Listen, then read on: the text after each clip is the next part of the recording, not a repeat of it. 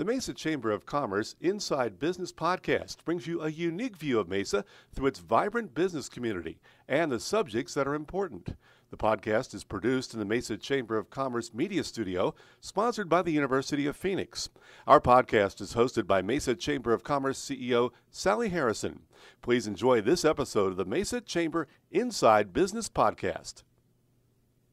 All right, well, welcome to our episode 3, our series with our friends at the University of Phoenix. And today we are talking about channeling the power within me, self-efficacy, and overcoming adversity in a post-pandemic world. Big topic, big subject. Helpful. Yes. So this is presented by the University of Phoenix College of Social and Behavioral Sciences. The pandemic has taken a toll on everyone. For many, this past year has led to social isolation, depression, and anxiety. In some ways, out of necessity for safety, we have experienced a lost art in interpersonal communication skills as telecommunication has consumed our lives and replaced face-to-face interaction. So sad. As individuals endeavor to adjust to a new normal, whatever that is, right?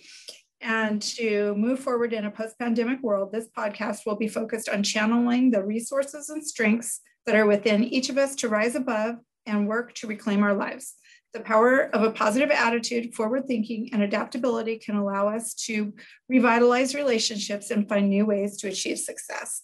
And today, I'm honored to have with me Dr. Jamie Buckelew-Hedin. That's a mouthful. She is with the University of Phoenix, and I just appreciate you taking time to be here today. I have some questions for you about this topic. It's a big one, so let's get started.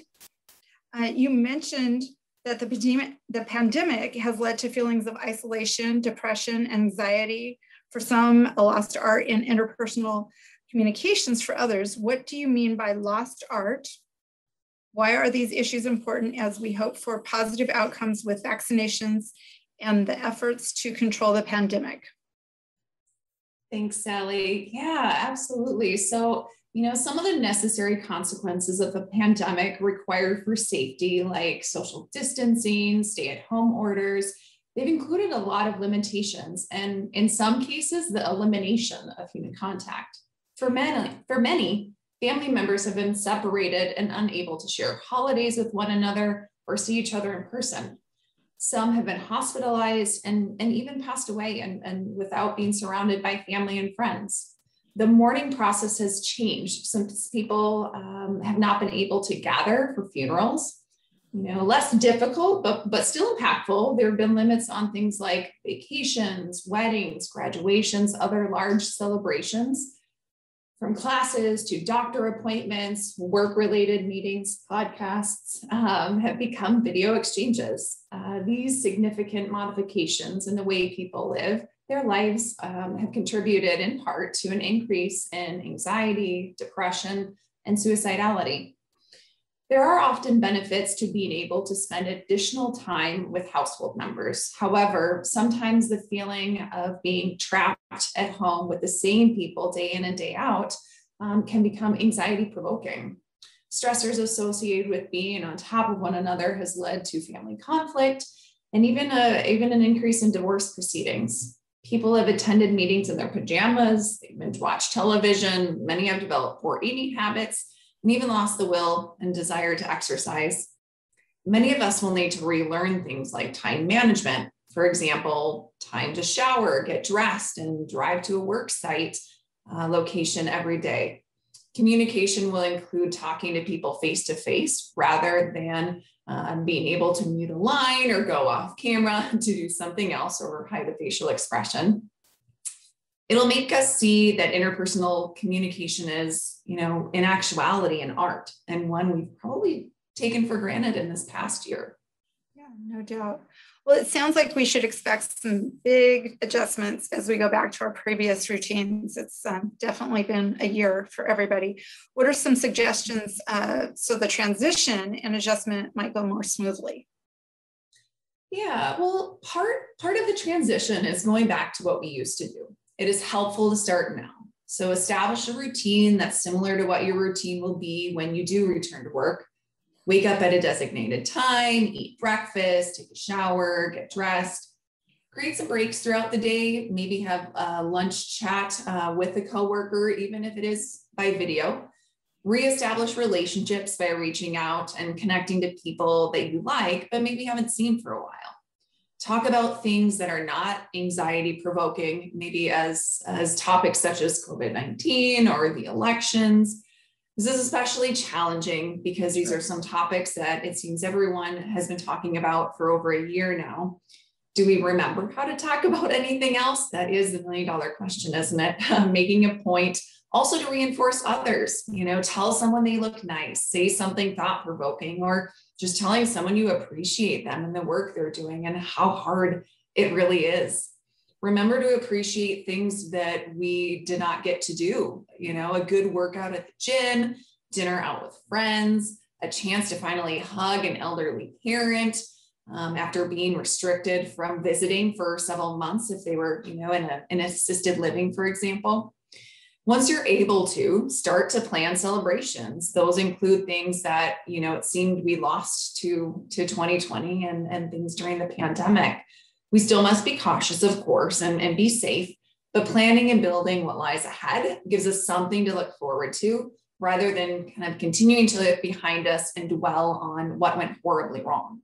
We still need to embrace a new normal, again, like Sally said, whatever that is. But it's important to remember that even small steps forward are still small steps forward. That's so true. Every little bit is helpful.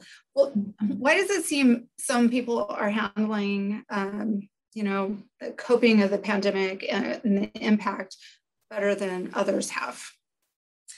Yeah, the simple answer is that some people have a more easy time, and oftentimes it has to do with resilience. Resilience is an ability to cope with challenging and trying circumstances, and the ability to bounce back. No two people, obviously, are exactly the same. So we need to acknowledge that experiences and their experiences aren't the same either. A person who prefers to be alone is likely to have viewed social distancing and stay-at-home orders as an opportunity rather than kind of forced isolation. Whereas an extrovert who really craves social interaction, needs to be with people, is likely to have felt isolated, frustrated, and likely confined. Your experience is yours. Try not to compare yourself with others and someone else who you think the way that they have coped and what you may or may not be doing. Think about what you learned about yourself through the experience, and remember that you're stronger than you think you are. Good tips. So any other tips, anything else you want to leave everybody with? Yeah, I think the one thing that I would add is that the pandemic is new to all of us. And so treating ourselves with a little bit more patience, a little bit more grace, and just really acknowledging that we're all doing the best that we can in this uncharted territory, in these unknown waters. And, treat yourself kindly and treat others kindly and help out where you can. That's great news. And good tips for everybody to remember. I appreciate you being on today. Anything else you want to add? I think that's it. Thanks so much, Sally, for having me. It's been a pleasure. Thank you. It's nice to meet you, and we appreciate all of our friends at the University of Phoenix.